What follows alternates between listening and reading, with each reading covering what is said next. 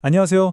오늘 함께 파헤쳐볼 이야기는요, 우리가 정말 흔하게 쓰는 한 단어, 그리고 그 단어 뒤에 숨겨진 아주 오래된 비극적인 사랑 이야기입니다.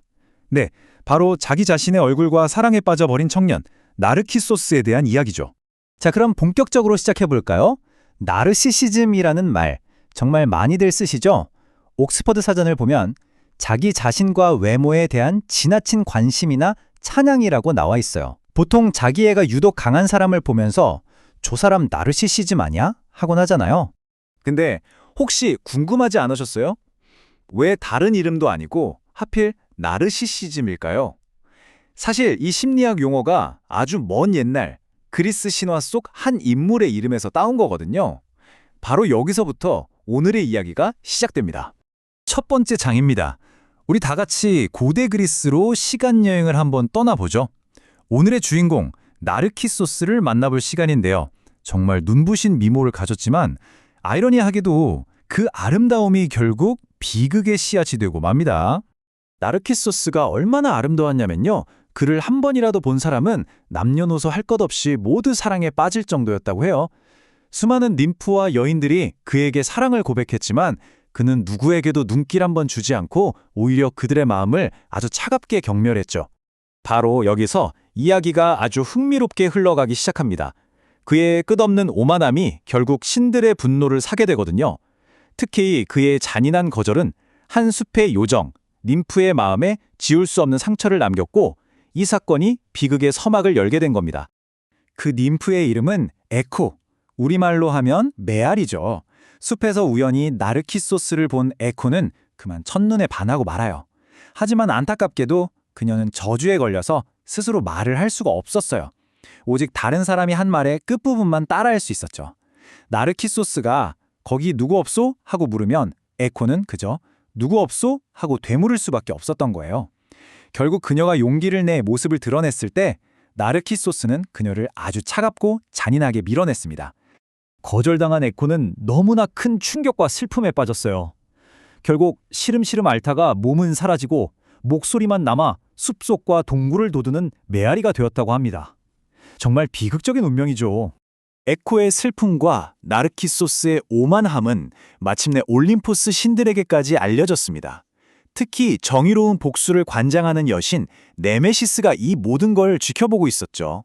그녀는 사랑을 비웃은 나르키소스에게 그가 남에게 주었던 것과 똑같은 고통, 즉 잃을 수 없는 사랑의 고통을 되돌려주기로 결심합니다.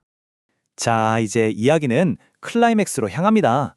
과연 복수의 여신 네메시스가 내린 저주가 어떻게 실현되는지 그 치명적인 집착의 순간을 함께 보시죠. 네메시스의 계획은 아주 치밀했습니다. 나르키소스가 에코에게 한 행동에 분노한 그녀는 어느 날 사냥에 나선 나르키소스가 심한 갈증을 느끼도록 만들었어요.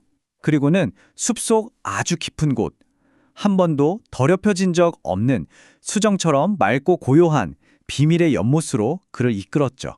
목을 축이려고 연못으로 다가간 나르키소스는 물 표면에 비친 완벽한 모습을 보게 됩니다. 그는 그 아름다움에 그만 숨을 멈췄어요. 세상에 이렇게 아름다운 존재가 있을 수 있나 하고 말이죠. 이게 바로 네메시스 저주의 핵심이었어요. 나르키소스는 물에 비친 그 모습이 바로 자기 자신이라는 걸 꿈에도 몰랐던 거죠. 그는 손에 닿지도 가질 수도 없는 그 환영과 운명적인 사랑에 빠져버린 겁니다.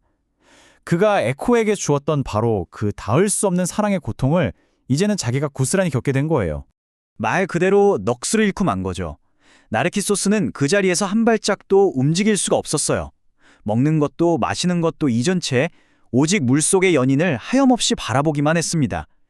그 모습에 말을 걸어도 대답은 없고 잡으려고 손을 뻗으면 흩어져 버릴 뿐이었죠. 그럼 이 비극적인 이야기는 어떻게 끝이 나고 또 오늘날 우리에게 어떤 의미를 남겼을까요? 그의 최후는 오늘날까지도 크게 두 가지 형태로 우리 곁에 남아 있습니다. 결국 이룰 수 없는 사랑에 대한 갈망과 슬픔에 지친 나르키소스는 그 연못가에서 서서히 기력을 잃고 죽음을 맞이했습니다. 마지막 숨을 거두는 순간까지도 그는 물에 비친 자신의 모습에서 눈을 떼지 못했다고 해요. 신들은 그의 비극을 안타깝게 여겨 그가 죽은 자리에 아름다운 꽃 한 송이를 피어나게 했어요. 바로 그의 이름을 딴 나르키소스, 우리가 아는 수선화입니다. 그리고 더 중요한 유산은 바로 단어죠. 그의 이야기는 나르시시즘이라는 심리학 용어의 뿌리가 되어서 자기애와 그 위험성을 경고하는 강력한 상징으로 지금까지 남아있게 된 겁니다. 자, 이렇게 해서 우리가 맨 처음에 이야기했던 바로 그 단어, 나르시시즘이 어떻게 태어났는지 그 비밀이 풀렸네요. 한편의 신화가 수천 년의 시간을 넘어 우리의 언어와 생각 속에 이렇게 깊이 자리 잡고 있다는 게 참 신기하지 않나요? 마지막으로 이런 질문을 한번 던져보면서 마무리하고 싶습니다. 나르키소스에게는 맑은 연못이 자기 자신을 비추는 거울이었습니다. 그렇다면 스마트폰 카메라와 소셜미디어가 넘쳐나는 시대를 사는 오늘날 우리가 끝없이 들여다보고 있는 우리만의 연못은 과연 무엇일까요? 한 번쯤 생각해 볼 만한 질문인 것 같습니다.